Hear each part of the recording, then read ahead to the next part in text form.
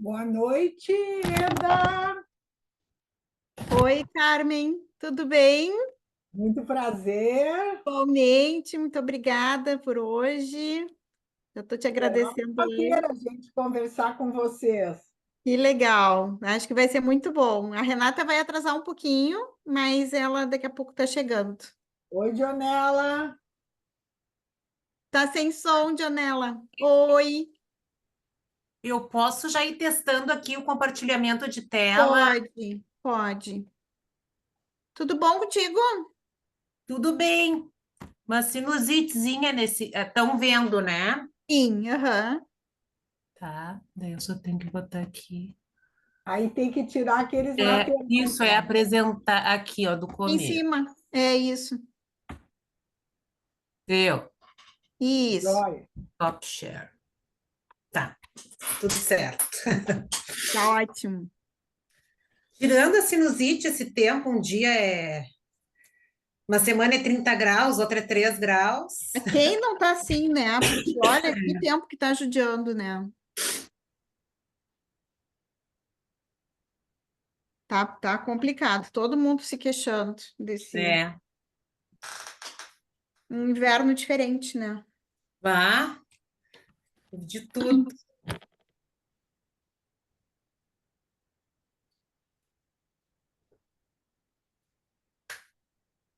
Oi, Oi, Viviane. Viviane, boa noite. Já volto, gente. Boa noite, gente. Ainda com a voz Melhorou? 80%. Tá, tua voz tá ruim ainda. É, mas se eu falar muito igual, vai embora. Sim, Ainda estou em recuperação. E um pouquinho de febre voltando, mas acho que é esse tempo maluco. esse tempo tá Eu tava complicado. falando nisso. A Viviane teve pneumonia há pouco, cara. Eu ainda estou com a pneumonia. É, tá Opa. tomando antibiótico ainda. Na verdade, os tratamentos que eles estão fazendo é assim: o tempo de internação vai com o antibiótico mais forte que eles têm lá, que é pipi, não sei das quantas. E aí depois eles deixam, mandam para casa para ver se o corpo reage, né? Uhum. Mpenem, talvez, não sei. É mais ou menos uma coisa assim.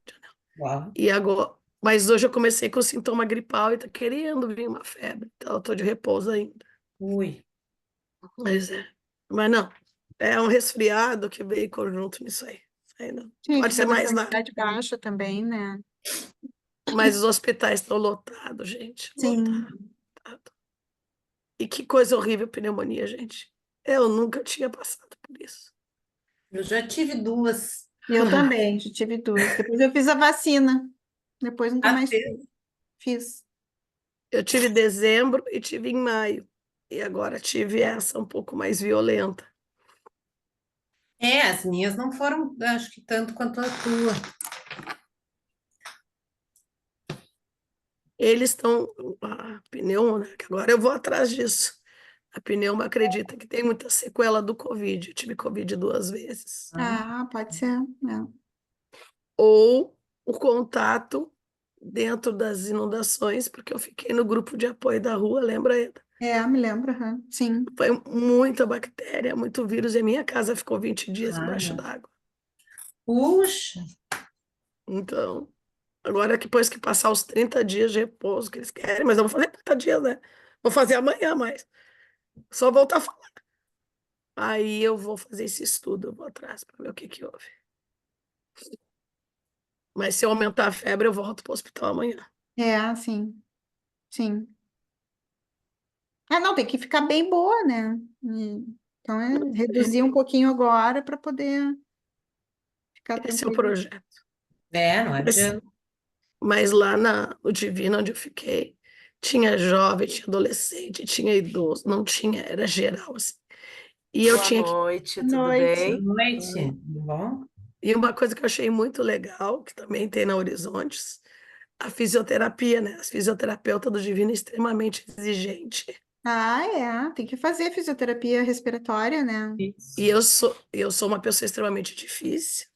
Fazia minhas caras de louca para ela, mas não tinha jeito. Elas faziam fazer físio respiratório. E aí, o que foi bom, elas mandavam eu caminhar. Uhum. Bom, eu sou inquieta, a Eda já me conhece, eu sou muito inquieta. E aí comecei a conversar com as enfermeiras que estão os papéis de baixo. Gente, o que tinha gente indo com tuberculose para UTI. Aí eu disse, quer saber de uma coisa? Eu quero a minha alta, eu quero a minha alta. Eu trato em casa.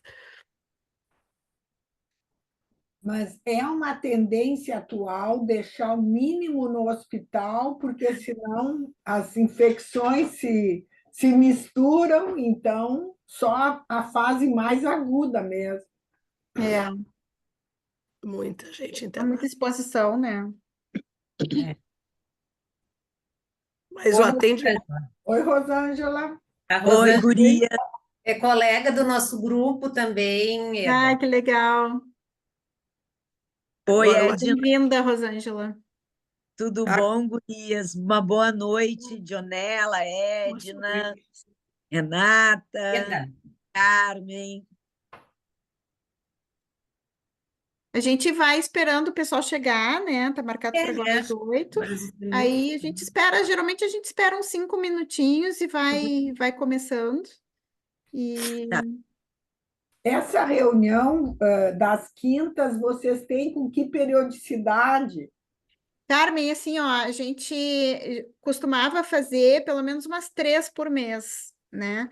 Com a questão da enchente, a gente diminuiu nesse período aí, né? Ficou realmente mais difícil, assim, de fazer. E agora a gente está retomando, né? Então, Aliás, né, Eda, essa enchente foi avassaladora e continua sendo, né? É. continua. Uhum. A gente segue tentando ajudar e, né, a gente fez uma ação na Horizonte junto com a Bem forte. Portinari e funcionou bem, assim, a gente ajudou muita gente. E a gente sabe que ainda precisa ter muita ajuda, né? Ainda precisa, vai demorar muito tempo ainda para... Vai. Foi avassalador. Foi. eu hoje já doei mais 2 cestas básicas que eu tinha aqui ainda, porque o que acontece? O governo foi dando, muita gente doava. E eu fiquei com umas 5 aqui, da última leva, né? Hoje já foi para 2 pessoas, porque o pessoal não está conseguindo colocação para trabalhar. Tá muito complicado. As pessoas ainda estão precisando de muita ajuda. Eu estou doando. Aí as quintas psicanalíticas diminuíram um pouquinho. Uma vez por mês, sempre a gente tem reunião dos professores da Uhum. formação, né? E aí nas outras a gente distribui, assim, né? Diferentes temáticas, diferentes propostas. E agora tá voltando. A gente já está com a programação aí para as próximas semanas. Tá no Instagram da clínica, do Instituto, também tem toda a programação lá. Eu sigo vocês. Aí lá a gente sempre coloca ali as próximas atividades, né? E então acho que agora as coisas estão um pouquinho mais tranquilas nesse ponto, assim, de organização de agendas e das propostas E o nosso das clínicas. público de hoje são sócios ou é aberta? Como é que é essa É reunião? aberto, é aberto. Uhum, a Ah, gente faz as pessoas podem se inscrever pelo Simpla, né? Quem tem aham. interesse. É, as- cada, cada noite de quinta psicanalítica a gente tem um público diferente, muita gente da área, né, da psicologia. Então, a Uhum. gente tem estudantes, a gente tem profissionais, tem pessoas que se interessam por psicanálise, e tem pessoas também que se interessam pelas temáticas, né, e aí elas podem participar. Uhum. E essas Quantos anos, Eda, já tem a Clínica Horizontes? A Horizontes, a gente tem a clínica e o instituto, né, Rosângela? Então, assim, a clínica veio antes, é interessante porque a clínica, que a gente também tem a clínica escola, onde os colegas que fazem a formação psicoterapia e psicanalítica podem atender, né? Mas a clínica, na verdade, ela é anterior ao instituto, né? A clínica, nós começamos, eu e a Renata, aqui na Zona Sul, porque a gente também fazia outras formações, né, mais naquela região do Moinhos, né? E aí nós daqui da Zona Sul, da tristeza, a gente quer trabalhar na tristeza, quer, né? fazer a vida profissional também por lá. Uhum. E aí a gente começou com um consultório, e aí com a ideia de poder também ter um espaço, né, na Zona Sul de transmissão de conhecimento, de estudo, né? Então o Instituto surgiu assim, a gente foi na clínica agregando também outros profissionais de outras áreas, então a clínica tem atendimentos em psicologia, fonoaudiologia, psicopedagogia, a gente tem uma psiquiatra que trabalha com a gente, né? Então, e aí começamos com grupos de estudo, com estágios, os estágios vinculados às faculdades, né? Então, a gente tem hoje, segue até hoje com estágio, e aí veio o Instituto com o curso de formação, né? Então, essa é a trajetória. Mas, assim, a clínica já desde 2000, 2001, e o Instituto a gente já tem aí talvez uns quase 10 anos, se já não fizemos 10, quase 10 anos do curso de formação, né? Que maravilha, porque é um acesso educacional importantíssimo, não só para o território da Zona Sul, mas para toda a cidade, né? Movimenta Renata, eu conheço mais lá do contemporâneo, Isso. e eu acho que é nobre, né? Construir um espaço de aprendizagem tão importante, porque É verdade, assim, a gente tem um carinho enorme, assim, pela instituição, porque eu acho que nós, né, a gente também foi conhecendo várias pessoas ao longo da nossa vida profissional e, né, admirando as pessoas, o trabalho das pessoas, e elas foram vindo para Horizontes, primeiro, né, uma turma atendendo, depois, né, vamos construir o instituto, então, a gente tem, né, vocês, assim, que estão, assim, ligadas à docência no Instituto, acho que está sendo muito bom, assim. E realmente, a Renata não para, né? A Renata está sempre inventando É, coisa, está sempre fazendo, está sempre... é admirável. O dia dela tinha que ter aí umas 12 horas a mais, talvez, né? Assim, para poder fazer tudo que tem que fazer, né? E ela está sim, chegando daqui a pouquinho, né? Isso. Então, eu fiquei de começar hoje, né, de fazer essa apresentação de vocês. Como é que vocês querem fazer? Quem é que começa? Não sei, Dionela, se tu, se é Carmen. O que A que vocês Carmen vai quiserem? começar, né, Carmen? Tá bem. Então, vou apresentar vocês. Acho que a gente podia ir começando, né? O pessoal vai chegando, assim, ao longo da Mas noite. a Carmen começa, mas a gente vai na sequência, assim, falando. Acho que tu já apresenta as duas Já que apresento as duas. é Tá. encadeado, Ah, que legal. encadeadas as falas. Então tá, então a gente está começando mais uma quinta psicanalítica, né? Com a temática hoje de jogar um menino negro na lata do lixo. Roda de conversa entre educadores e psicanalistas. A Carmen Emília Keidan, assim que diz? Isso. É psicanalista, membro associada da SPPA, psiquiatra, professora e supervisora do curso de formação em psicoterapia do CELG, Centro de Estudos Luiz Guedes, membro do Roda Viva, coordenadora do Comitê de Psicanálise de Casal e Família da SPPA.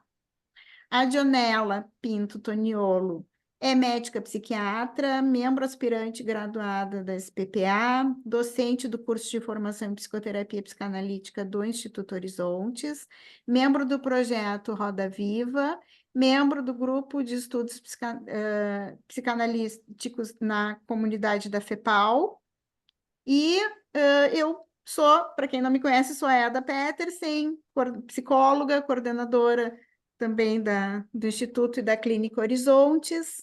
E a gente, então, começa essa conversa hoje, que eu acho que vai ser muito legal, né? E para a gente pensar e, né, com tudo que vem acontecendo também, né? Eu acho que muito importante a gente poder falar sobre essa temática hoje, tá? Então, a palavra está com vocês, vou fechar meu microfone e vou pedir para todo mundo também fechar o microfone. A gente tem o chat ali, também pode se ir fazendo comentários e perguntas por ali. A gente vai abrir depois, então, para conversarmos todos. Em primeiro lugar, nós queremos, né, em nome da Sociedade Psicanalítica e do nosso grupo, chamado Roda Viva, agradecer essa oportunidade desse diálogo, dessa roda de conversa com vocês, né? Que a gente considera que sempre é muito bem-vinda essa troca de experiências. Então, a gente vai apresentar alguns slides, mas queremos perguntas, comentários, que a gente possa fazer uma troca. Então, o trabalho que nós vamos apresentar é com esse título, que é Jogar um Menino Negro na Lata de Lixo, rodas de conversa entre educadores e psicanalistas. Aí está o nosso grupo, né? E essa citação dessa antropóloga, agora o lixo vai falar. A proposta dessa atividade: os autores propõem uma roda de conversa com o público a partir de uma situação clínica apresentada através de um vídeo levado pela diretora de uma escola a uma roda de conversa realizada entre psicanalistas da SPPA e educadores de escola da Secretaria Municipal de Educação de Porto Alegre, em novembro de 22. Por que essa cena? Nas rodas de conversa, somos todos colocados frente a frente. Na verdade, ficamos imersos em situações limites que nos desacomodam e nos levam a questionar, muitas vezes, nossa capacidade de compreensão da realidade. Nas escolas onde esse trabalho é realizado, a noção de sofrimento psíquico amplia-se para além do individual, abrindo-se em direção a contextos que precisam ser pensados dentro do espectro do traumático social, como é o caso da situação vivida em uma escola de Porto Alegre e documentada nessa rápida cena aqui apresentada. Em nossas rodas de conversa, qualquer tema pode ser debatido a partir do vértice da diversidade de opinião. Nosso objetivo é, portanto, propor hoje uma conversa dentro desse espírito da diversidade, tendo como ponto de partida o impacto gerado pelas imagens produzidas pelo vídeo que nós vamos apresentar. Gostaríamos também de registrar que, entre nós, colegas psicanalistas da SPPA, que há algum tempo discute o racismo dos brancos em relação aos negros em nossa cultura. Bom, vou compartilhar o vídeo, gente, da cena que nos...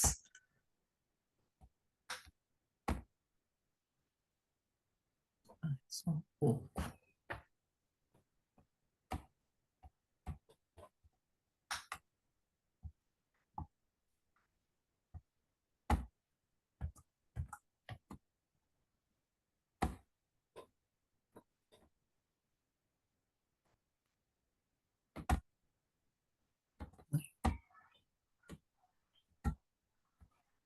Isso um pouco, gente.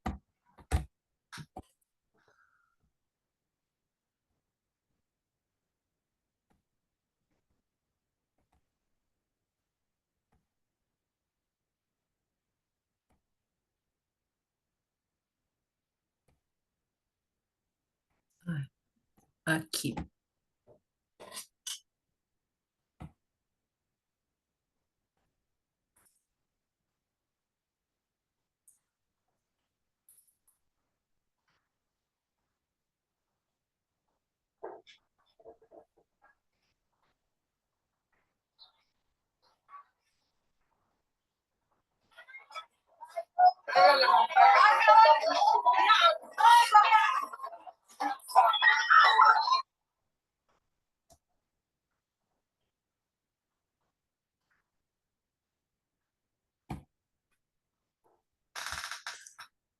Bom, voltamos para os slides.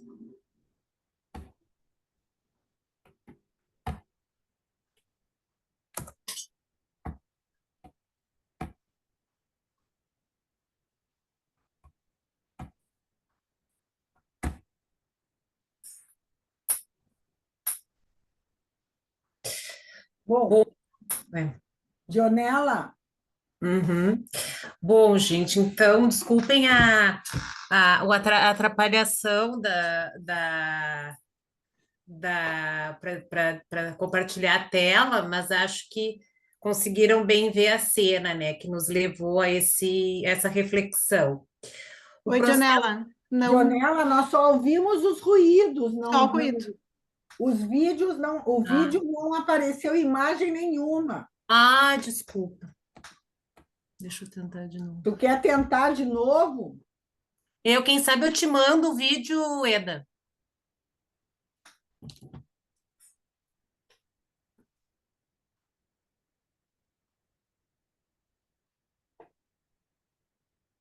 Tu me manda pelo WhatsApp?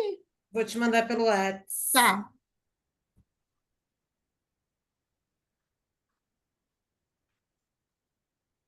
Pronto. Vamos ver se a Eda consegue compartilhar.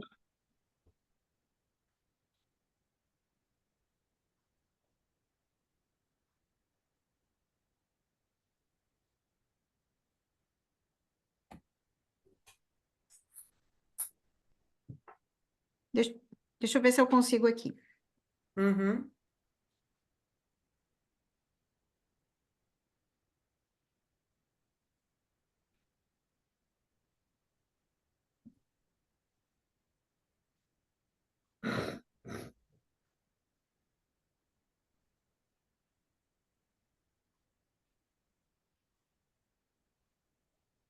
Só um pouquinho, pessoal. Tô só localizando ele aqui, que estava baixando.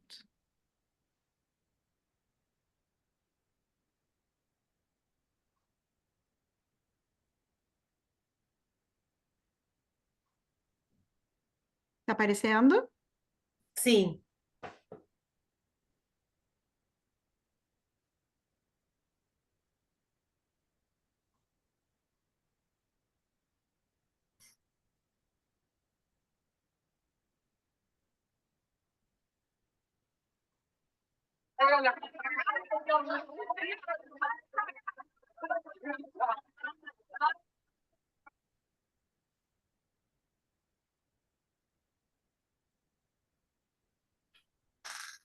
Conseguiram ver? Sim. Deixa eu voltar para.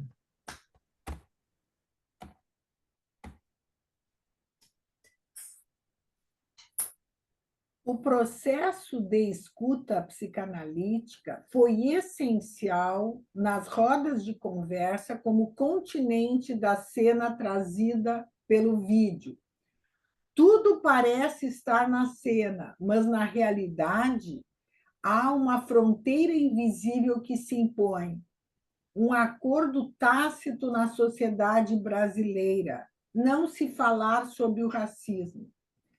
Através do vídeo, ilumina-se a situação, mas o calor vivo e pulsional, a conflitiva e o incômodo são expressos pela diretora que não prioriza a violência do racismo subjacente. O depoimento dela. Somos desafiados pela dinâmica da roda de conversa a expressar um mosaico de emoções, permitindo legitimar uma narrativa para dar conta do que ali está dissociado, fazendo com que gere reflexão, acolhimento e ajuda mútua. É só um pouco, gente. Deixa eu compartilhar de novo aqui.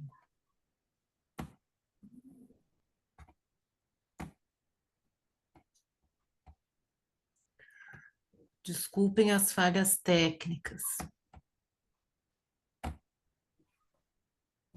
Deu. Bom, pessoal, então, começando pelo relato da diretora da escola, né? A gente fez um exercício no grupo, algumas pessoas estavam nessa roda de conversa, outras não, né? Do grupo, de pedir para a diretora da escola, que é negra, né? Que é parceira do Roda Viva, já era há bastante tempo, né? Para ela enviar o relato dela e para cada um de nós fazer um exercício assim de um breve parágrafo dizendo o que sentiu, né, assistindo essa cena e é o que a gente convida a todos vocês, né? Então, a diretora, a escola está organizada por turnos, né, em séries diferentes, maiores pela manhã e os pequenos à tarde, já pensando no recreio. Então, pela manhã, durante o recreio, um grupo de alunos de sétimo, oitavo e nono anos andavam com uma brincadeira de pega-pega, na qual passavam algum trote nos alunos menores. Fizeram algumas investidas. Na primeira, o aluno conseguiu escapar e foram advertidos sob pena de ficarem sem recreio. Se dispersaram e não demorou muito tempo a retomarem e pegarem outros 2 meninos. E só então fomos entender o que planejavam, pois foi muito rápido. Correram com os meninos no colo e jogaram dentro da lixeira de papel reciclado. Houve a intervenção imediata dos funcionários.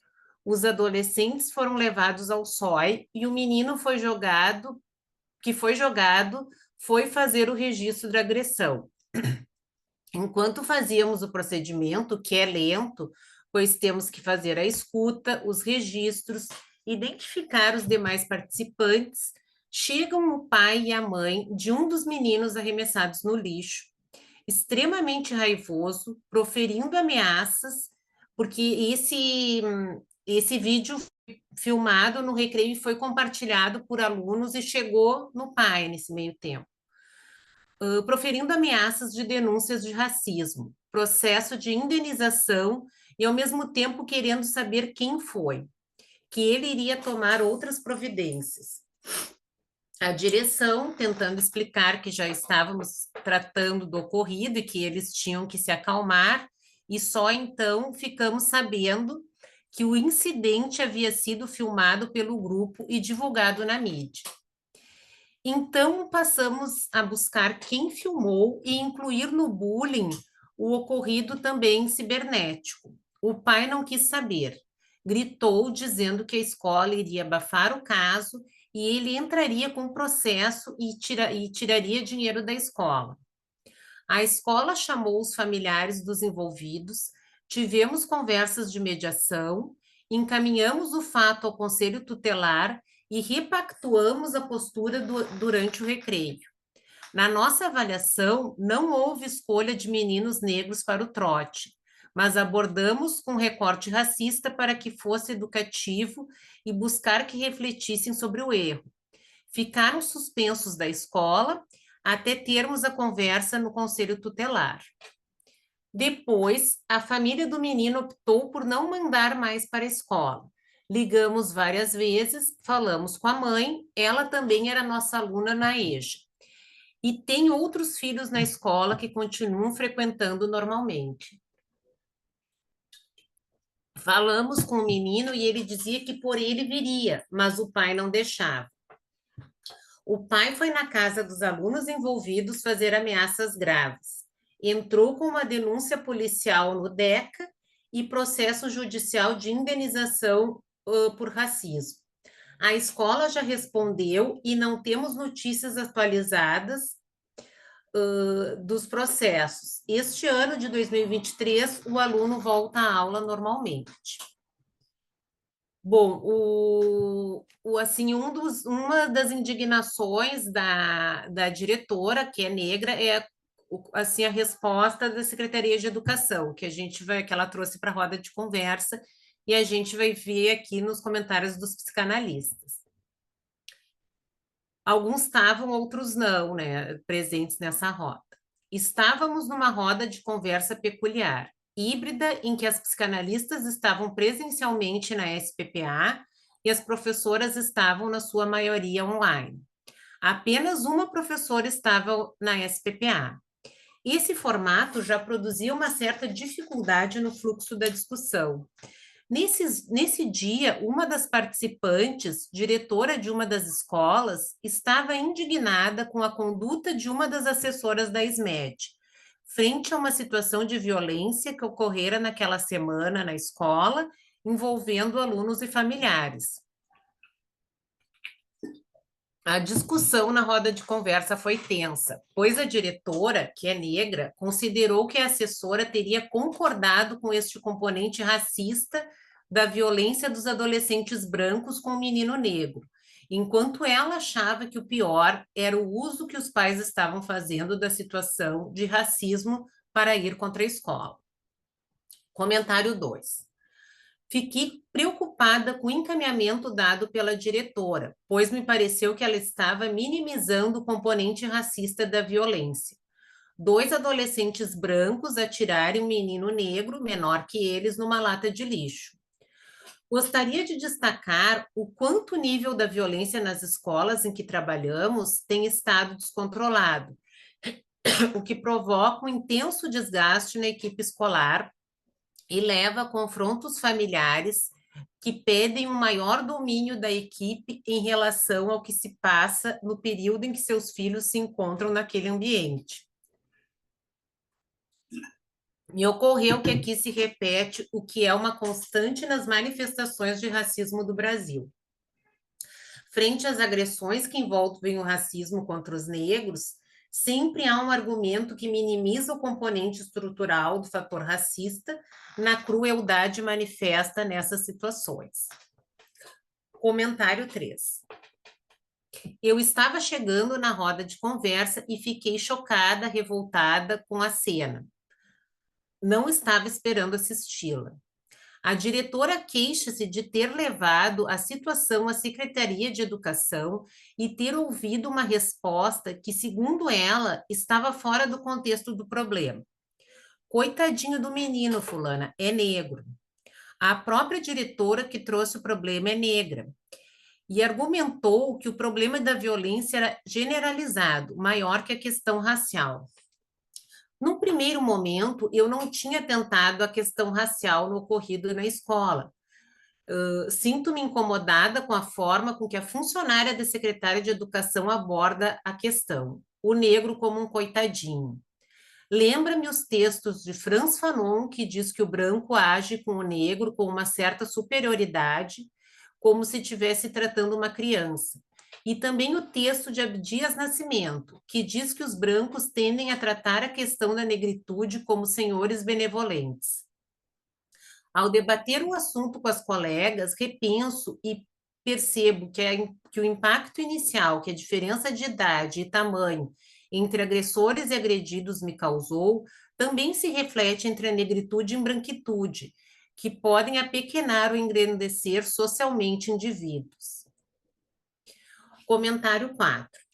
Não há dúvida de que, em um tempo que a sociedade em geral está mais atenta à questão do racismo, considerando que o menino jogado, como se estivesse sendo descartado, é de cor preta, talvez mulato, dos 3 que o pegam, 2 são de cor branca. O vídeo produz no observador um mal-estar vinculado à tradução da cena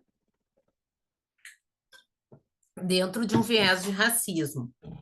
Ao olhar repetidas vezes a rápida cena 6, quando se consegue reparar no áudio, escuta-se um barulho grupal e uma voz masculina, um comando que instiga.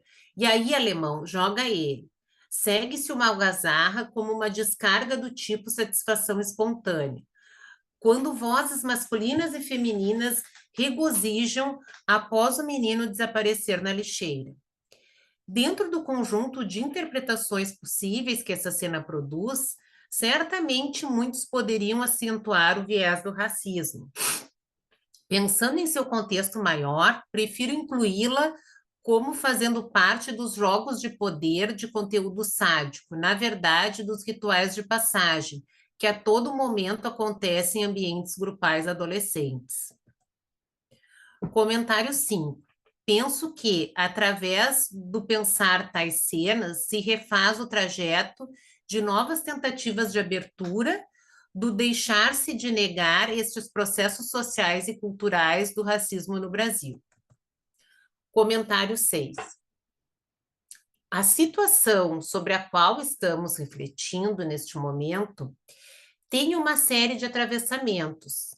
É uma escola da periferia, cuja população é predominantemente de baixa renda e negro ou pardo. Como pensamos o racismo estrutural nessa situação, partindo do nosso olhar da branquitude? Como analisar o contexto dessa situação nesta escola e com esse menino? Como o aluno se sentiu? Como pensar no aluno e acolhê-lo, assim com a escola e os professores? Assim como como trabalhar com o macro e o microcosmos envolvidos, como não perder de vista e evidenciar as questões raciais e de poder. Estes são alguns dos questionamentos que me ocorrem. Comentário 7. Minha primeira impressão ao ver o vídeo, sem ler o relato da diretora, foi de uma situação clara de racismo explícito. Os meninos brancos jogando o menino negro. Mesmo sem ter sido planejado ou direcionado, penso que não ocorreu por acaso ou de forma aleatória. Posteriormente, a ler o relato da diretora, que é negra, fiquei me questionando se sua visão estaria influenciada por um racismo estrutural e tentativa de proteger a escola. Por outro lado, estaríamos já com uma teoria e ideias preconcebidas? Comentário 8. Pensei em 2 vértices que conversam entre si. O primeiro seria o contexto grupal de pré-adolescentes em um movimento de domínio, de demonstração de força frente a um componente frágil do grupo, típico das relações grupais entre meninos dessa idade, onde uns são os fortes que dominam e submetem o mais frágil. Quem são os escolhidos? Essa é uma questão importante. O que tem a ver com a escolha da vítima é porque é negro? É porque mostrou-se passivo? Seriam os dois ao mesmo tempo? Me parece que essa terceira opção seria a que mais se aproxima do ocorrido. Me senti mal vendo o menino, frágil, paralisado e sendo jogado no lixo. Comentário 9. Há identificações com os adultos de uma sociedade desigual, perversa, preconceituosa e abandonante? E nossa posição de analistas? Testemunhar, estar junto, dar voz ao menino e tentar mudar essa dinâmica de interações? Ou ficamos calados e aliviados que nossa atividade é de outra natureza e outro setting? Relembro do texto de Puget sobre testemunho em subjetivação descontínua e psicanálise, incertidumbre e certezas. Comentário 10. Jogar um menino negro menor na lata do lixo. Ao assistir o filme, pensei no perigo de haver vidros ou outros materiais que pudessem cortar seu corpo. Mas ele não temeu, não protestou e apenas demonstrou passividade. Havia outro menino negro presente no vídeo, que também não esboçou qualquer reação e tudo na cena parecia ser muito natural.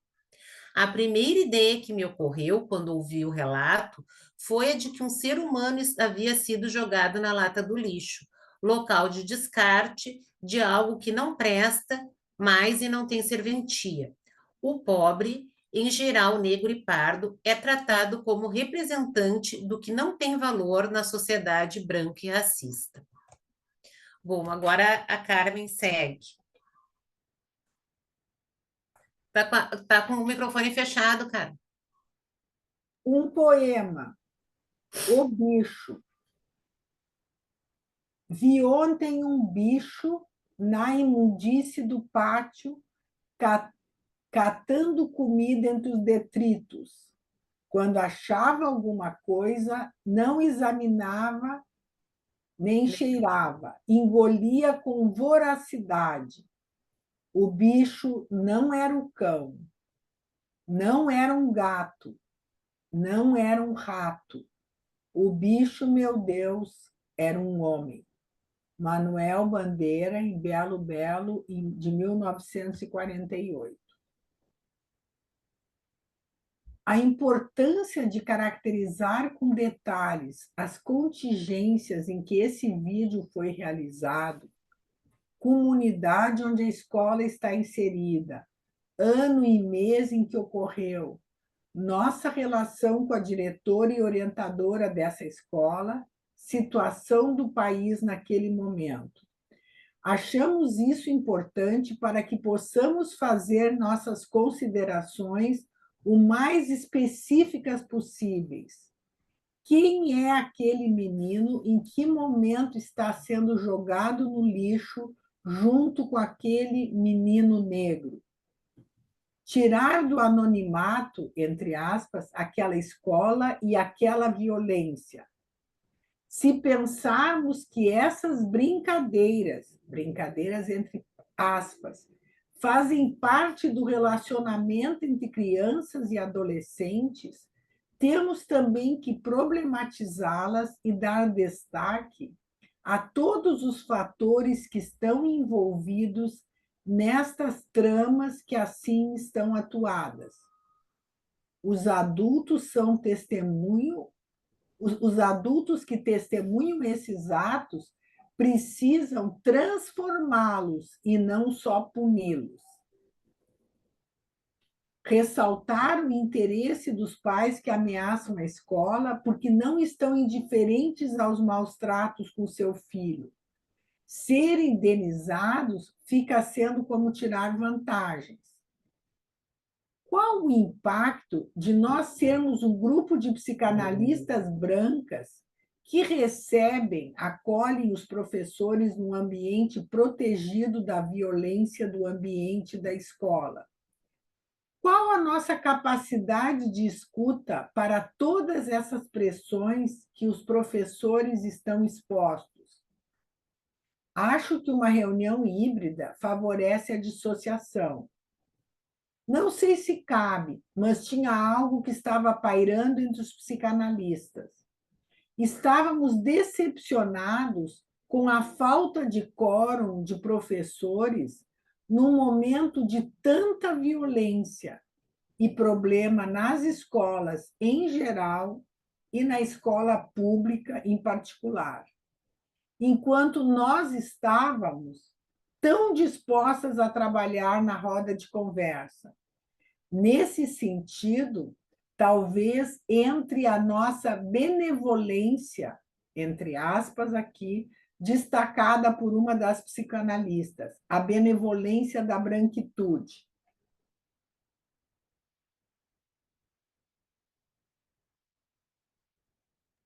É isso, gente. Apesar das falhas técnicas, espero que a gente tenha conseguido apresentar assim uma cena e uma situação para ser refletida, né, no grupo.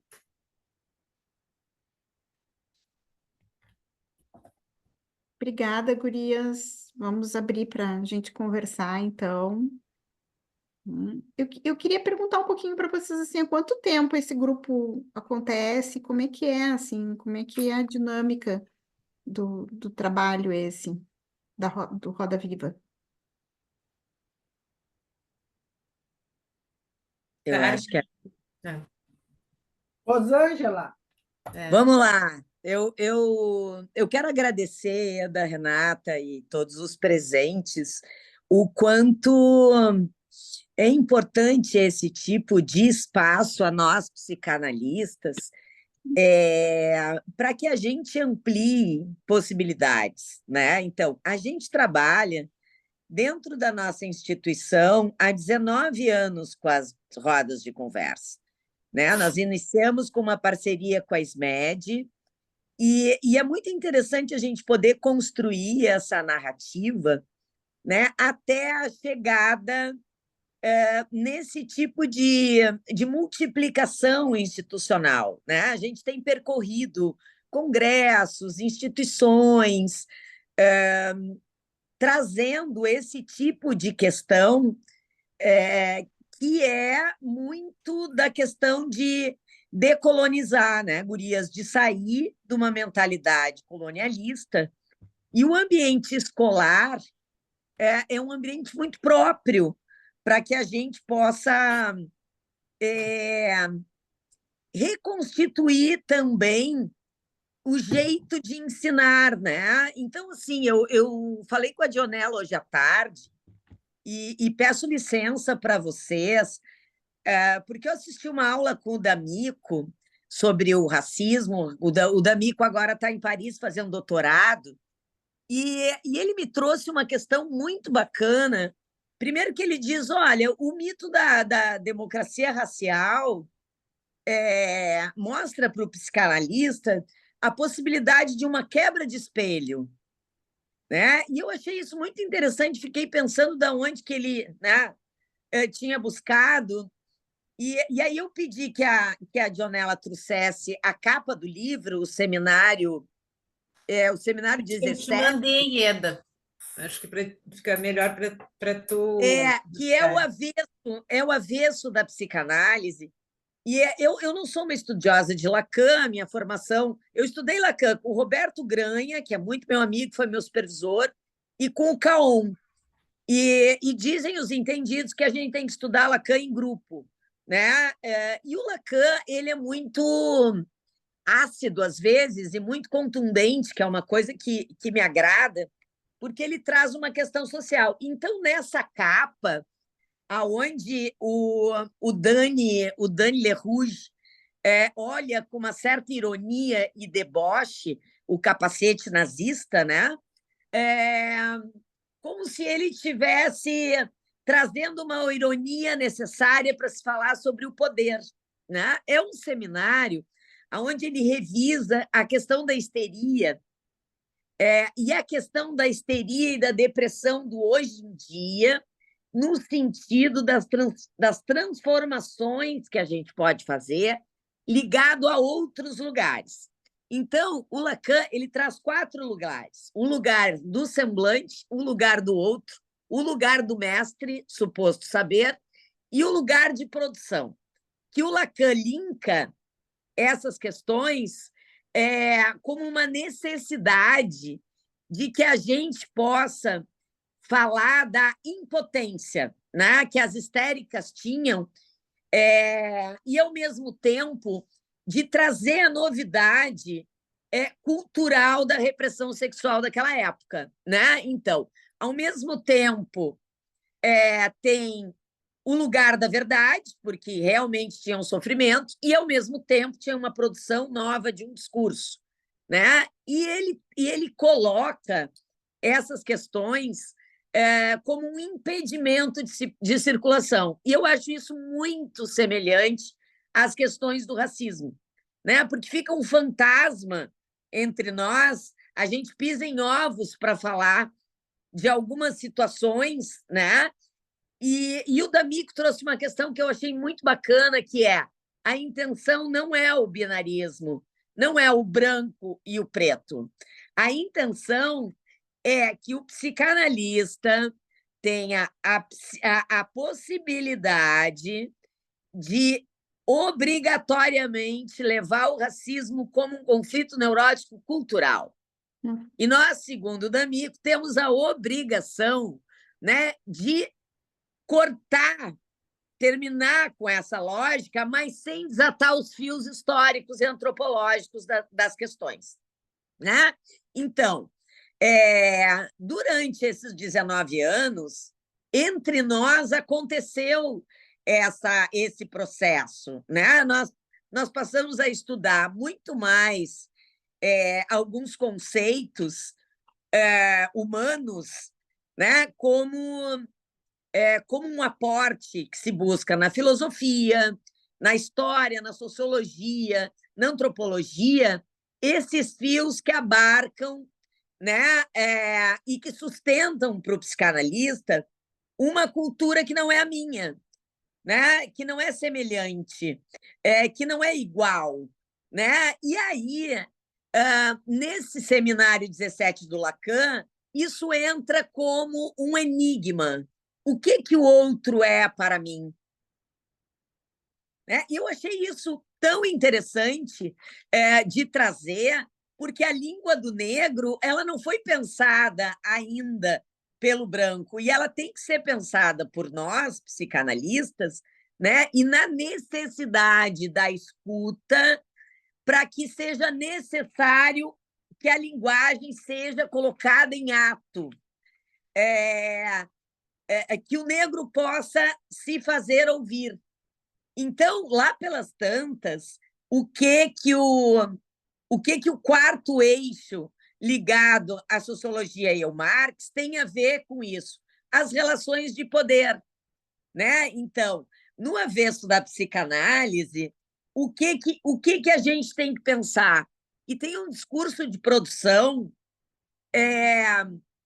que tem um mestre que é muito parecido com o senhor feudal, né? Que diz pro negro que ele não sabe e que ele só pode trazer o saber dele com a autorização do poder da branquitude, com o poder do branco, né? Então, ele não tem a licença de mostrar o saber que ele sabe. Então, assim, os negros sabiam sobre dança, sobre as comidas, sobre matemática, sobre, né? Mas eram acuados como um objeto e coagidos do seu próprio discurso e da sua própria história, né?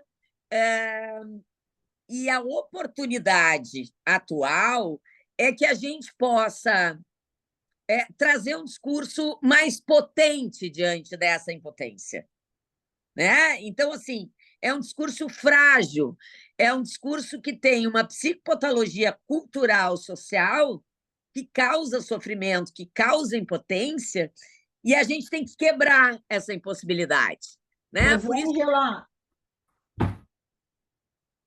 diga, Carmen. não, vou te pedir que abrevie, está muito interessante o que tu está nos acrescentando, mas eu só vou lembrar que a nossa proposta que nós é dialogar, então eu acho que tu está dando bastante subsídio para outras rodas de conversa. Mas eu só quero lembrar, ainda na nossa apresentação, porque a Rosângela nos trouxe Lacan, que, por algum motivo, o último slide a Dionela ocultou.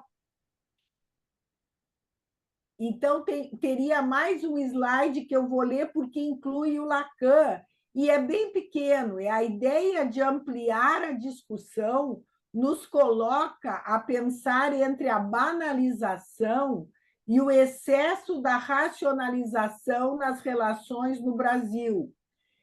Também excesso de violência, imposições mais além do necessário, envolvem a negação da autonomia do corpo da criança, que são da ordem da indiferenciação e da intrusão.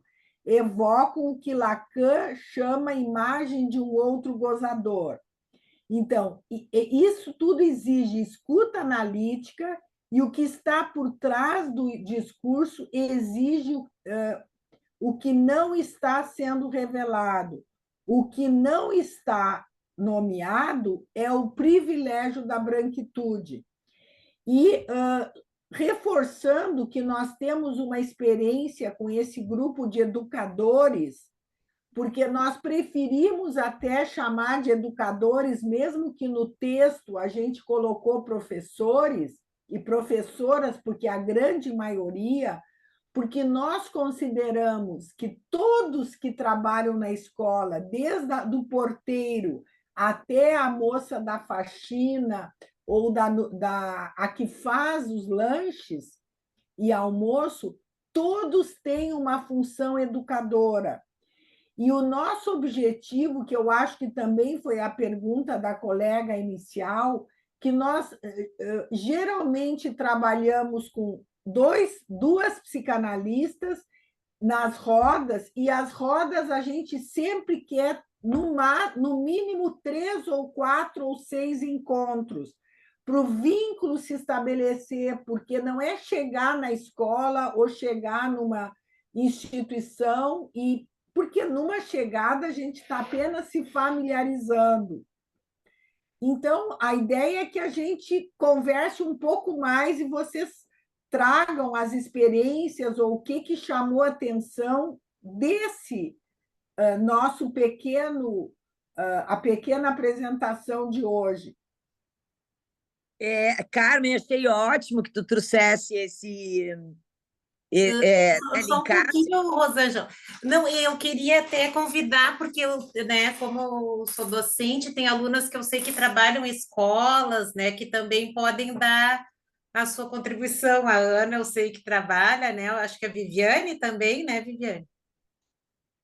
E também elas trazerem para nós, né, a visão delas. Não obrigando a falar, né, mas convidando a plateia.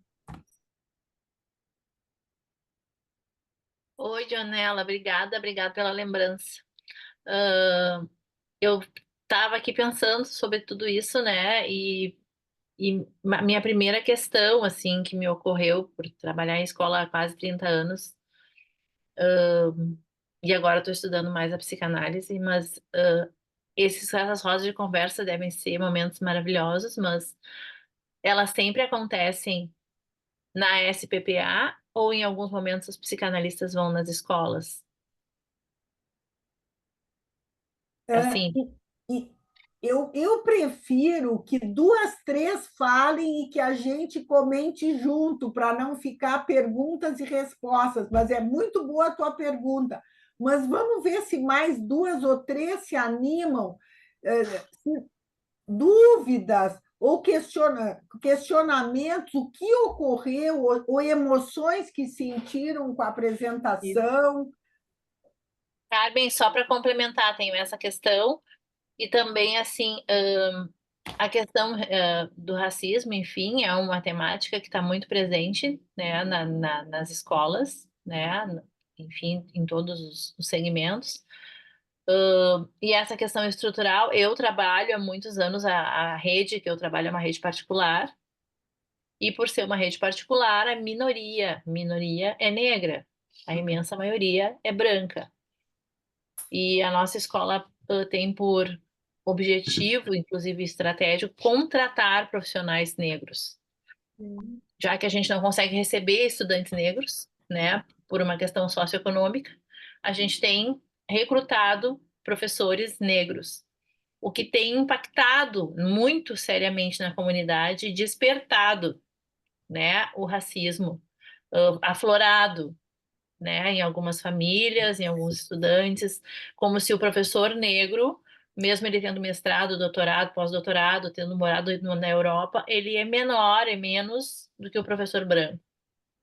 Então, a gente tem por política interna isso, de equiparar quase que os profissionais, né? Isso também vale para questões de gênero, profissionais com homossexuais, profissionais, enfim, para que a gente apresente essa diversidade para os nossos estudantes, né? Já que eles vivem nessas bolhas, estão cada vez mais bolhas. Então, a minha pergunta vem nesse sentido, assim, claro que a minha realidade é uma realidade muito branca, né, e muito privilegiada economicamente, mas eu imaginei já, minha cabeça já ficou voando, assim, dessas rodas estarem acontecendo dentro da escola. Então, essa é a minha questão. Obrigada. Josi, queres falar? Sim, boa noite. Eu sou Josiane e faço parte também da formação do Instituto Horizontes como docente. E uma coisa que me chamou a atenção, não me lembro se foi na parte da fala da Dionela ou da Carmen, quando fala dessa questão assim de que, bom, nós psicanalistas, nós psis, na grande maioria somos brancos, né? E aqui a gente tem uma amostra disso nesse momento até, não estou podendo ver todas as pessoas, mas algumas que estão com a câmera que aparecem fechadas eu conheço, eu sei que são brancas, então acho que isso aqui não deixa de ser um retrato do que estava sendo falado. E na fala de uma de vocês duas, foi tocado no aspecto assim de que nós não falta para o psicanalista um espelhamento, né? Essa coisa de que nós não nos vemos espelhados nessas situações porque é algo completamente fora das nossas vivências, ou muito fora das nossas vivências, né? E então, assim, eu gostaria de ouvir um pouco mais de vocês a respeito disso, porque eu já tive situação de atender adolescentes negros, mais de uma vez, trazendo essa coisa assim de que tu não vai me entender, né? Essa é uma questão que a gente sente literalmente na pele, né? E que tu não vai conseguir me entender nisso, por ser branca, né? Então, gostaria de poder ouvir um pouquinho mais de vocês sobre isso, se possível. Porque eu acho que é uma questão que nos deixa um pouco impactadas e sem respostas, né? Certamente. Eu achei muito interessante essa tua questão, porque entra bem dentro do que tem, de um letramento e de uma construção de estudar sobre o assunto, né? A língua do negro não foi pensada, ela não está dentro dos currículos, né? Era assim que eu ia fazer a ponte para terminar o que eu estava falando. Na verdade, o negro sabe que ele sabe, mas ele não pode dizer que sabe, né? Então, nesse texto lacaniano, aparece exatamente isso: mandar onde não se educa, dentro das escolas, e educar onde não se manda, né? Então, o negro tem toda uma questão de língua e de corpo e de estrutura cultural que não é estudada na própria instituição de ensino, né? Então, isso é algo que o psicanalista... isso é a quebra do espelho, que a gente possa conhecer história, sociologia, antropologia, né? E reconstruir uma gramática social. Isso tem que ser reeditado, é o que dizem os estudiosos hoje em dia, né? Tem que ser refeito este trajeto, como nomear uma reexistência, né, para que eles existam de uma outra maneira neste contexto cultural de agora.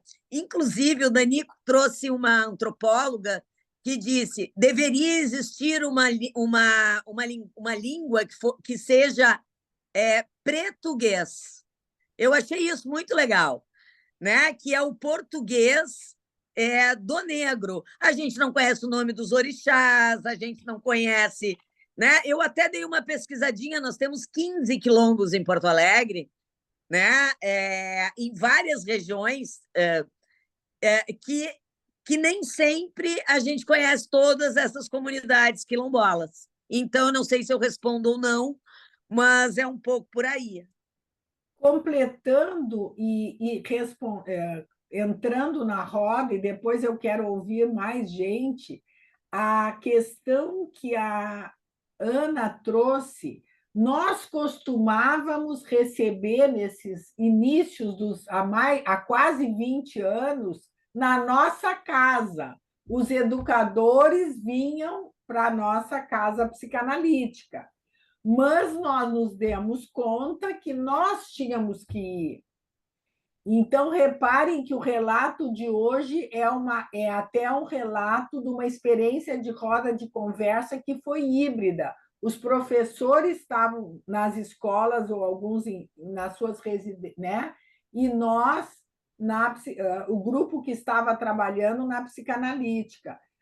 Porque nós nos demos conta que além do estudo e do letramento que nós realmente precisamos, e nós temos um grupo nas terças-feiras, uma vez por mês, com uma analista negra para estudar branquitude, porque a gente trabalhava nessas rodas com, e, às vezes, uma sala só com, quando antes lá da pandemia, com educadores negros. E, gente, nós não falávamos sobre racismo.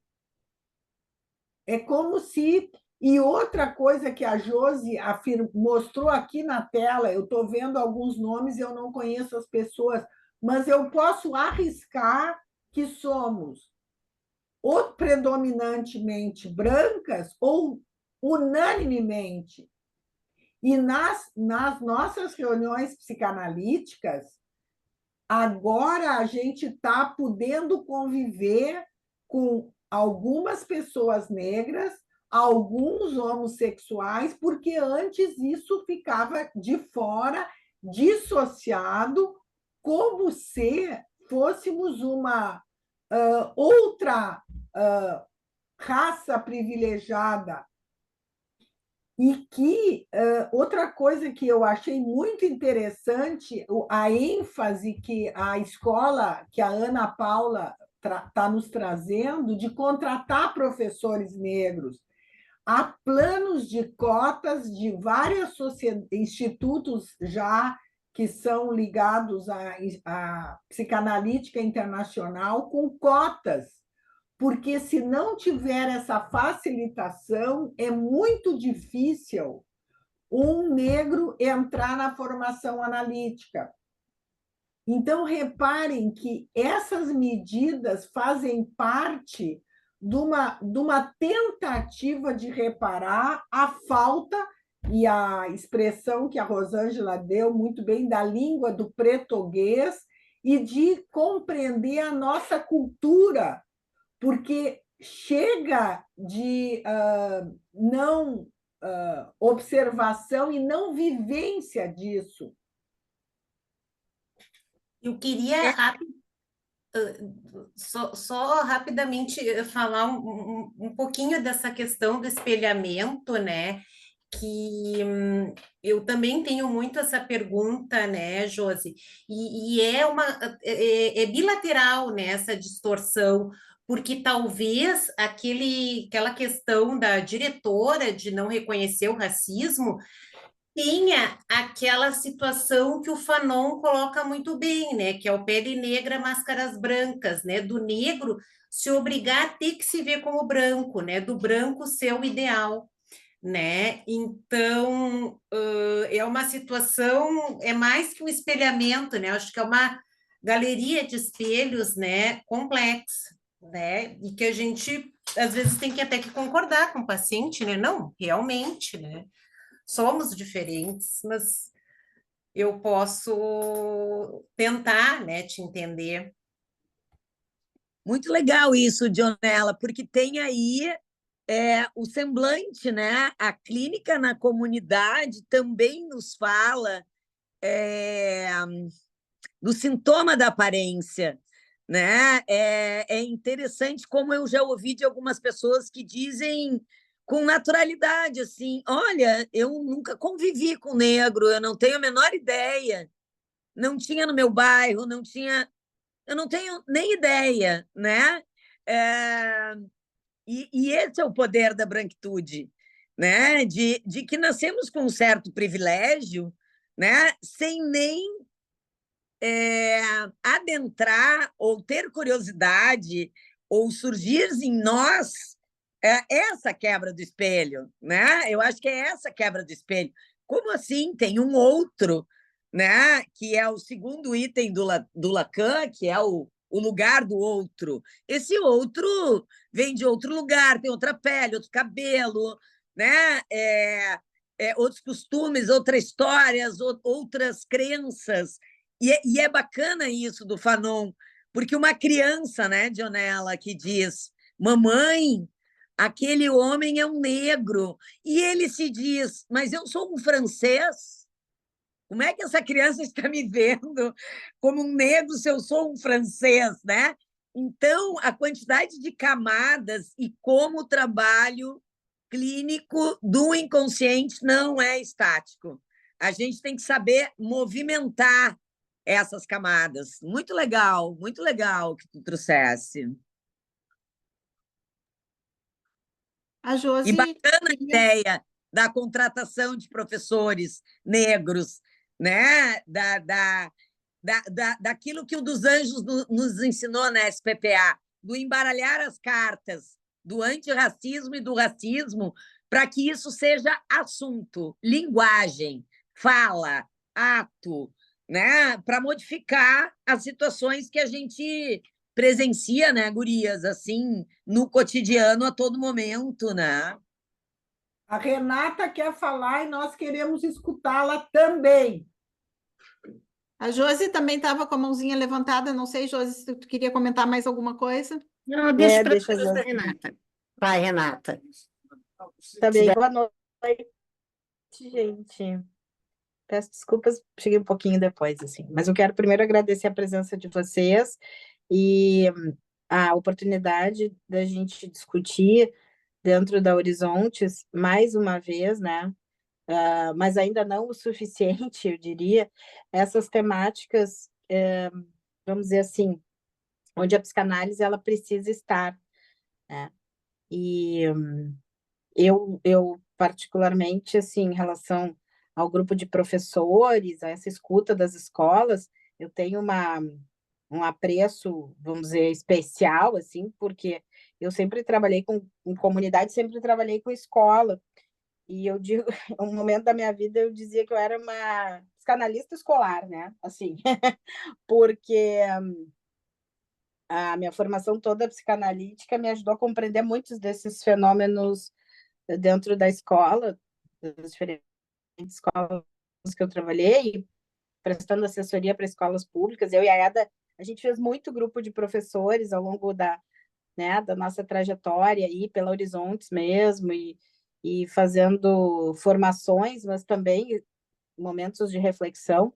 Então, assim, eu vejo a importância desse trabalho, já conheço esse trabalho de vocês há muito tempo, me lembro realmente de, há muitos anos atrás, numa atividade na SPPA, alguém ter divulgado esse trabalho, acho que, não sei se na época a Beth coordenava, não me lembro, assim, mas, enfim, me lembro desse trabalho, que realmente, como vocês dizem, vem de muitos anos, e eu acho que extremamente importante, porque a educação, assim como as questões do racismo, né, que elas se comunicam, obviamente, mas a educação é a prima pobre, né, de todo mundo, assim, é aquilo que fica no segundo plano, terceiro, então, assim, que não tem nenhuma valorização e que, não, em qualquer situação é a primeira a ser esquecida. Veja-se agora a questão das enchentes, por exemplo, né, quantas escolas e quantas crianças ainda estão, acho que vocês comentaram um pouquinho no início, quantas escolas ainda sem, né, que não voltaram, que não vão voltar, crianças e adolescentes sem aulas, né? Mas de um sistema que já vinha em defasagem há muito tempo, quando a gente vê o número, por exemplo, de crianças pequenas que precisam de creche e o município que tem essa obrigação de oferecer não oferece, né?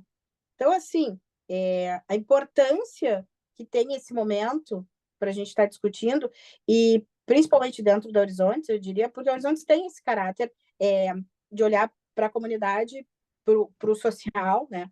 E levar uma psicanálise, não sei se ampliada, se a gente diz isso, né? Acho que a gente é psicanalista onde a gente está, sem uma psicanálise selvagem, vamos dizer assim, mas eu acho que a gente é psicanalista onde está e pode fazer muito. Então, quanto à questão do racismo, assim, eu queria contar rapidinho uma experiência que eu tive agora também, infelizmente, pela questão da enchente, a minha participação também ficou prejudicada, mas vocês estavam falando, né, dessa abertura que a própria IPA está fazendo, e as sociedades. A minha sociedade é uma das primeiras a ter um grupo, né, e esse trabalho com as cotas. É a brasileira do Rio, né, e a brasileira de Porto Alegre. E é um trabalho super bacana, assim, que a Anne Marlise, Eliane, o próprio Inácio encabeçou, né? Mas teve recentemente um grupo, vocês devem ter recebido, não sei se alguém mais participa desses encontros, que é o Thinking Lab, né, que são aqueles grupos de discussão, e eu me inscrevi para participar no primeiro semestre, que era um grupo em português, e era sobre racismo, coordenado pela Lúcia Palazzo. E nós éramos, na maioria, brancas, né, falantes de português, tinha a Maria Cristina Fulco, que fala espanhol, e uma colega negra, né. E chegou um momento, assim, até foi uma situação, né, assim, delicada, porque ela trouxe algo do tipo, tô cansada de explicar para as pessoas o que é isso, né? Tô cansada de explicar o que eu sinto. Tô cansada de... Assim, não adianta, né? Chega. Então, corroborando isso que a Rosângela, que vocês todas estão trazendo, né, do quanto a gente ainda está muito distante dessas questões. E talvez a gente nunca consiga realmente sentir, acho que nunca vamos conseguir sentir o que as pessoas sentem na pele, né? Talvez em relação à educação a gente consiga se aproximar um pouco mais. Se mais gente também, né, fizer esses esforços de participar, de estar nas comunidades, enfim, nas escolas públicas, pela carência que a gente sabe, pelo universo, tanto de saúde que a escola pode ser, quanto psicopatológico, né?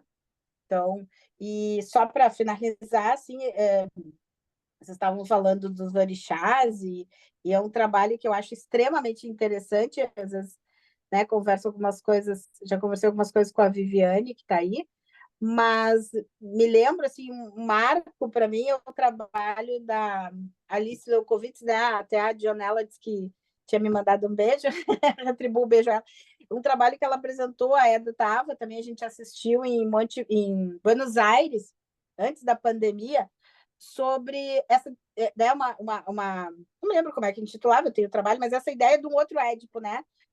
De um outro Édipo. Um Édipo que poderia partir de um outro mito que não é o mito do Édipo em si, né? Que se Freud fosse brasileiro, talvez fosse o mito do Exu, ou o mito, a história do Exu, enfim. Então, eu acho importante a gente realmente incorporar, né? Eu acho que a palavra é bem essa, incorporar na nossa cultura, na nossa cultura psicanalítica, porque na cultura isso tá, gente que desconhece, mas na cultura psicanalítica, esses mitos, essas histórias, essas personagens que falam muito do nosso povo, de nós mesmos, né? E a gente tem essa tendência, bom, enfim, a importar as coisas. Queria agradecer vocês e vou parar de falar. Deixar a Josi. Não, eu só queria acrescentar uma coisinha, né? Que o que eu vejo é a gente, dentro da psicanálise mesmo, e não é exatamente uma crítica o que eu estou trazendo, mas um questionamento, né? Que a gente fala das questões do racismo, mas a partir dessa lógica do sentimento do negro, da dificuldade do negro. E ainda é um continente negro para a gente tocar no sentimento do branco, no nosso sentimento enquanto brancos, frente a essa realidade que estamos vivendo de um avanço, né, dos povos negros por todos os continentes.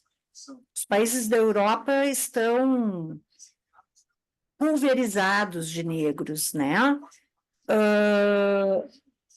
E aí, né, essa coisa de que nós, brancos, ainda nos mantemos nesse lugar de superioridade em pensar o negro, pensar o sentimento do negro, trabalhar isso, né? E, bom, como é que a gente trabalha dentro da própria psicanálise esse nosso sentimento de superioridade enquanto brancos e de perplexidade por vê-los, seja ocupando lugares como a Ana trouxe, nas escolas, na televisão, nos diversos, né, lugares da vida.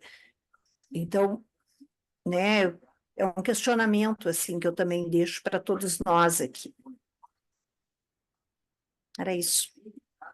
Obrigada. Ana, podes falar. Só para complementar, né? A gente como eu falei, nós, né, temos os nossos professores negros, eu aprendo muito com eles. E eu acho que a gente tem que sair realmente desse lugar de entender que o nosso mundo branco é o único, né, que existe. E os nossos estudantes, os nossos adolescentes e crianças só conseguem aprender a linguagem do preto com o preto, né? Então, assim, isso é um reconhecimento que a gente tem que ter de humildade, de entregar, e isso a gente tem feito muito, né, na nossa comunidade, criamos, inclusive, um grupo, um GT, um grupo de trabalho, de pensar, de pesquisar, composto pelos nossos professores negros, que é um grupo de diversidade, enfim, que tem trabalhado várias temáticas. Uma professora que viajou para Moçambique, trouxe questões de Moçambique. Um professor negro que um dia chegou, um exemplo, tá? Eu precisava de um estudante negro para fazer uma foto para o marketing da escola, tinha que estar na série tal, no ano tal. Eu pensei, bom, tem 150 alunos nesse ano, são 4 turmas. Eu tenho um negro entre 150. Eu falei com esse professor que é negro, que dava aula para esses 150 estudantes, e ele me disse: Não, Ana Paula, não tem nenhum negro. São 150 em uma série da escola só. E aí ele começou a conversar comigo, e ele disse assim: Às vezes eu sinto que os países, alguns estados dos Estados Unidos estão certos que tem escola de negro e escola de branco, que os nossos estudantes negros não têm espelhos. Eu, como adulto, formado, professor, não encontro um lugar, muitas vezes, nessa sociedade.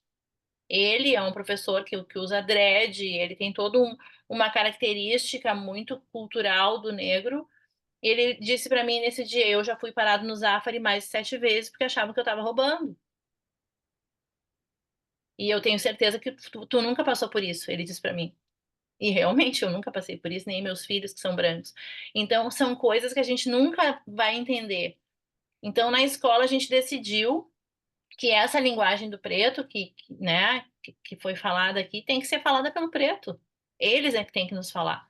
Não adianta a gente branco tentar, porque a gente não consegue, a gente não, é muito difícil, porque a gente não vive, não está na nossa pele. Então essa é a nossa tentativa lá na escola, uma tentativa ínfima, né, porque a gente tem uma dívida muito grande, mas são pequenas tentativas, assim, só como relato mesmo. Ana Paula, isso me lembrou, de novo, né, uma questão que o D'Amico trouxe. Muito legal isso que tu trouxesse, que é exatamente isso. O D'Amico trouxe a questão da especificidade da selvageria. O branco imagina coisas de negro como ligado à selvageria, né, à brutalidade ou alguma coisa, né? Por exemplo, o Exu não necessariamente é do mal, né? Mas a referência que é feita a algo que é do negro já é vista pelo branco como algo do mal. E ele trouxe uma questão muito legal que ele disse: são poucos os escritores brasileiros que vão introduzindo a modificação disso, né? Ele trouxe a Clarice Lispector, ele trouxe o Guimarães Rosa, uma mulher vista como uma barata, né? Pela Clarice Lispector, ou a Hora da Estrela, que tem uma história de uma mulher sacrificada, né? Já é uma abertura para a gente falar sobre vida e morte, né? Mas eu achei interessante como esse especificismo ele é algo primitivo, né? Ele está engendrado de uma maneira. E outra coisa que ele disse: não se compara, por exemplo, racismo e nazismo, porque o judeu ele tira a estrela e ele entra, o negro não. Isso que tu disse, né? Da cor. Só pelo sujeito estar nos Zafari ser negro, ele já é associado ao ladrão. Né? Muito interessante, muito interessante. Obrigada, Ana. Gostei.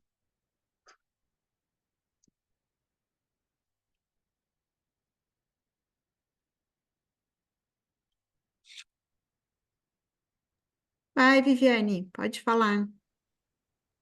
Eu achei que a Renata ia estar inquieta comigo. Gente, assim, eu estou ouvindo, né, essa questão do racismo, até deixei para falar um pouco mais próximo. Eu faço uma pós-graduação em cultura afro-brasileira, sou ministra religiosa africanista há 35 anos, Ó, faço alguns estudos pelo Brasil afora. A Renata sabe que eu viajo muito, tanto que vim agora com essa gripe. E meu médico estava me dizendo aqui, além da gripe, realmente adquiri mais um vírus, acho que foi lá nos Pataxó, para inserção, né, dentro da cultura brasileira. Sou casada com um negro, sou mãe de coração de uma negra, mulher negra, adoção tardia. Então, vivenciei muito essa busca nas casas-lares, das adoções tardias, quantidade de crianças que são adotadas em relação a brancos, negros e crianças especiais, vamos dizer assim, que é o termo que eles usam. E quando vocês falam de Exu, Exu é o princípio, né? Exu é o caminho. Isso é tratado de norte a sul. E por incrível que pareça, o médico que me tratou no Divina, ele vem de Benim. Né? Está há 10 anos no Brasil, então foi uma troca bem interessante. E quando ele falou que a religião em Benim é o voodoo, e não o que se acha dentro do eurocentrismo, que nos é imposto, vocês estão falando de um eurocentrismo, que ainda é imposto no mundo todo. E levou muito tempo para falar, até que ele reconheceu a linguagem que eu trazia para ele. E viu o Miguel, que é meu marido negro, lá me atendendo, né? Então ele se sentiu propício a esse espelhamento que vocês falaram, da cultura, da ideia. E aí eu perguntei para ele, tu vai ficar no Brasil? Porque ele está fazendo residência em Pneu. E ele, não, eu vou para a França. Então, esse negro vem fazer uma especialização em uma medicina no Brasil. Esse negro que vem com uma cultura religiosa, que é o voodoo, dito lá em Benim, não encontrou espelhamento na a religião afro-brasileira. Ele não se identificou como brasileiro, sendo que o Rio Grande do Sul, estatisticamente, é o estado com maior número de casas de cultura afro-religiosa do Brasil. Em Salvador, e vocês vão ver no Instagram vários vídeos, Rosângela é estudiosa disso, a gente pode conversar mais. Está claro. entrando uma grande linha de pesquisa sobre ancestralidade, que são os egunguns. Originalmente, os egunguns eram tratados na ilha de Itaparica. Hoje nós temos 2 ou 3 casas de egungun em Itaparica. Então, isso dentro do estudo que eu estou fazendo agora, porque eu sou estudante da Instituto Horizontes, a convite da Renata. Fui em Salvador por 3 episódios para fazer esse estudo junto à comunidade de Tata Olokun, que é sobre ancestralidade. E eles falam um iorubá arcaico, as entidades que chegam como egunguns. Mas a gente tem nosso pensamento científico. Então, tu vê aquela busca da identidade africana,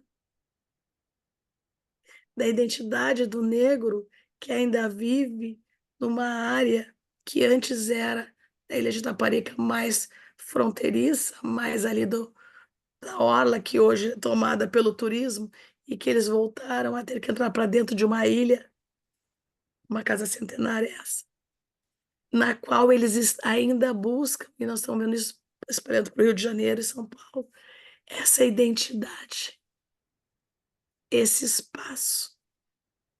No entanto, nós temos hoje conversando com um médico de Benim que não encontra essa resposta. Então, quando a gente fala dessa branquitude, também faço parte do Conselho do Negro do Rio Grande do Sul. Sou branca, né? Mas acho que eu sou uma das 2 brancas no meio dos negros. Eles trazem essa questão do embranquecimento da religião e do embranquecimento da raça.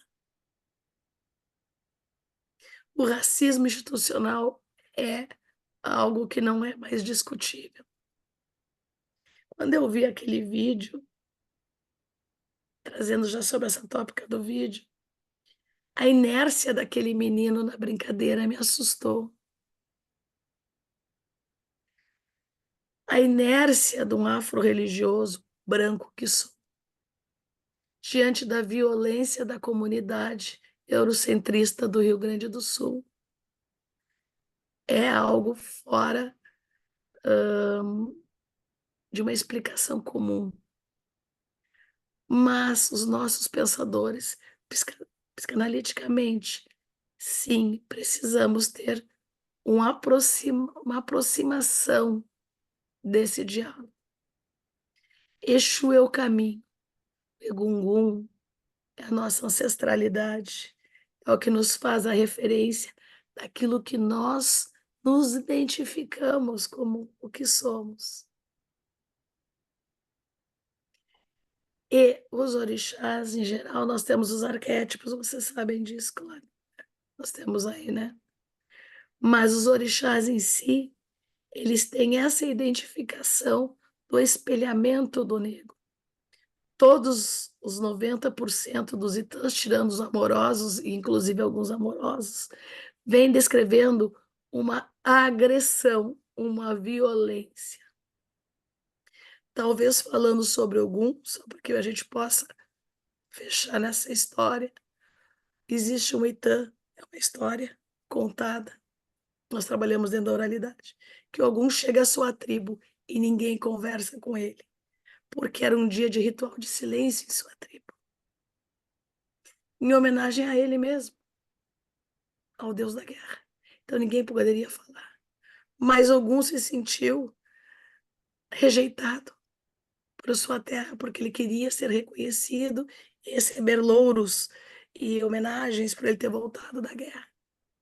E como ele não foi reconhecido dentro do entendimento dele, esse Deus presente na vida do africano dentro de uma tribo, provavelmente um rei, ele se sentiu não identificado pela tribo. E ele assassinou e dizimou seu próprio povo.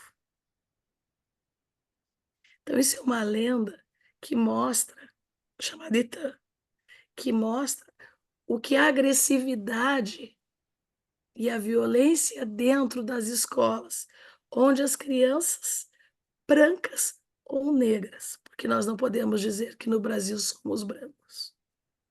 Nós somos moldados a um eurocentrismo, que vem dentro de uma construção e que aí o aniquilamento de raças ainda é permitido no mundo e também no Brasil. Se nós entrarmos dentro de uma periferia, quantos brancos são assassinados e quantos negros? Quantos negros são encontrados em teleentulhos e latas de lixo assassinados? E a Caroline, por ser branca ou parda, é notícia nacional. Então, é importante essa discussão, mas também é importante entender que a cultura e o racismo estrutural está dentro também de cada um de nós. E que os itãs que são trazidos, Rosângela, precisaria ter sido estudados um a um dentro da parte psicanalítica.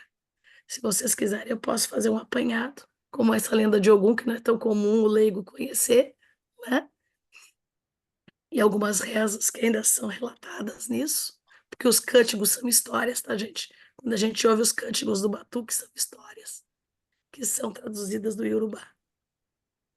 Eu acho que a gente pode, Viviane, acho que a gente pode pensar em fazer interno, aberto, aí a gente vê. Mas, assim, eu acho que seria muito legal trazer essa questão, né, dos orixás, da história. Isso, né? Eu acho que isso nos aproxima, né? Pelo menos em parte, pelo menos um pouquinho, disso que também é a nossa história. Claro, eu acho que hoje, sabendo que a questão da própria religião, né, das religiões de origem afro,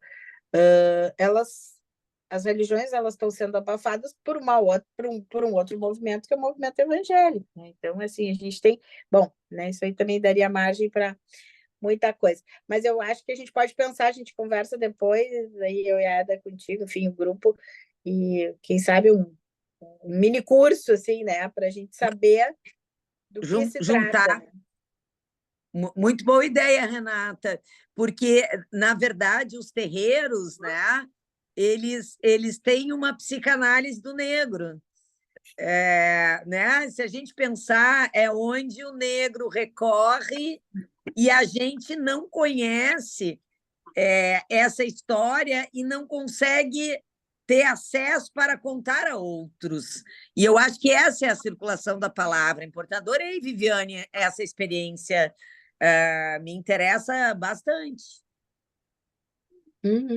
A gente pode fazer esse estudo, mas volto ali dentro do vídeo, a passividade daquele menino negro é a passividade que está dentro de cada um de nós ao ver uma mulher negra, um homem negro, um professor negro, um salário de um negro, uma escolha de um professor negro ser exigida por não termos igualdade e equidade. É a nossa passividade diante de tanta violência. Obrigada. Tens razão. Pessoal, tem um comentário aqui no chat, da Adriana Martins. Vou ler aqui. Tem um projeto muito interessante, Memórias Negras, que foi desenvolvido por pesquisadores e entidades do movimento negro em Porto Alegre, buscando resgatar a história da população negra na região. As entrevistas são muito significativas e o material gráfico produzido bastante impactante. Creio que agrega bastante ao que está sendo discutido hoje e vale a pena conhecer. A Ana, né, comenta, excelente noite de reflexão, que precisa sair. A gente já está, então, se encaminhando também para o término, né? São 9h30 já. Eu acho que foi muito bom. Eu acho que a gente tem que fazer mais vezes, tem que poder abrir mais essa discussão. Eu acho que a gente, como instituição, também, a gente está engatinhando nisso. Nós temos um longo caminho pela frente, né? Nós temos falado de repensar também, né, várias, enfim, né, eu acho que é uma temática que precisa muito, né, no semestre passado, no estágio, a gente fez um seminário também específico, eu me dei conta, assim, como é pouco, né, como a gente precisa mais, assim, já trazer isso para discussão, trazer isso para esses momentos de estudo, a fala dos estagiários, né? Tem alguns aqui até, né, que eu acho que foi muito, muito, muito importante, assim, né? Porque quando fizeram a avaliação, né, do momento que a gente teve, então, dentro do estágio de clínica, para falar um pouquinho também sobre, né, a escuta também do paciente negro, né, como é que a gente também, como brancos, estamos podendo escutar, né, depois eles me questionaram, não, foi muito bom, foi muito, muito legal, mas quem sabe a próxima vez a gente faz, então, com um profissional negro, né, e eles tinham toda a razão, né, e acho que a colega que veio conversar com eles tem muita experiência, tem uma escuta muito sensível, mas não é negra, né? Então, eu acho, assim, que a gente precisa amadurecer e ir em frente, poder falar mais, né? Vou pedir para a gente, então, ir encerrando, né? Agradecer demais, acho que foi uma noite muito rica, muito Nós que importante. agradecemos a A gente oportunidade de intercâmbio, o convite. fica Muito o convite, obrigada. né? Para a gente poder conversar de novo. E essa noite, essa gravação depois vai estar disponível no YouTube também, no canal da clínica e do Instituto, né? Para quem não pôde. Hoje, várias pessoas comentaram, né? Ah, vai ficar gravado porque eu não vou poder assistir. Então, sim, né? Vai ficar gravado, tá gravado, vai estar lá no nosso canal do YouTube, né? E vou pedir então para vocês, né? Encerrarem, assim, né? Fecharem Se tiverem mais alguma coisa para comentar, mais alguma coisa para falar, e a gente vai se despedindo. Mas, de novo, assim, quero deixar aqui meu agradecimento para vocês. Eu acho que a nossa palavra é na linha de agradecer a oportunidade desse intercâmbio, porque a gente sai com mais reflexões e também confiando que é mais uma, assim, uma abertura de diálogo com vocês que vamos continuar, né? Porque surgiram aí vários assuntos que precisam ser aprofundados, né? E as vivências se complementam, né? Então, eu acho que foi bem frutífera a nossa noite. Eu gostaria de agradecer tanto o espaço quanto a aprendizagem, né, que a gente teve aqui com assim, o retorno de tanta coisa que já vem sendo estudado por cada um, né, e vivências importantes de cada um, que às vezes nos seminários a gente não tem oportunidade de ampliar, né, essa escuta. Então, agradeço o convite, agradeço a participação de todos. Eu também fico muito contente, muito agradecida que a gente possa, então, né, pelo menos começar a nos preocupar sobre a reedição da gramática social. Foi uma belíssima noite, eu adorei as experiências, Viviane, que tu trouxesse, eu acho que aproxima, né, nesse embaralhar das cartas, da gente poder ampliar cada vez mais. Tem também toda a questão do Museu do Hip Hop, né, gurias, em Canoas, e de um letramento através do hip hop, né, de uma linguagem do hip hop que acelera a palavra e ressignifica muitos acontecimentos, né? E é um espaço que a gente também tem que conhecer. Então, muito obrigada. Foi uma noite muito legal, fiquei muito contente e vamos fazer outras. E dia 5 eu estou aí com vocês para falar sobre luto num outro trabalho. E gostei muito dessa noite, muito mesmo. Muito obrigada. Então tá, pessoal, muito obrigada. Boa noite a todos. Nos Boa vemos noite. em seguida nas próximas atividades. Obrigada, Eda. Tchau, tchau. Tchau. Obrigada. Tchau, tchau.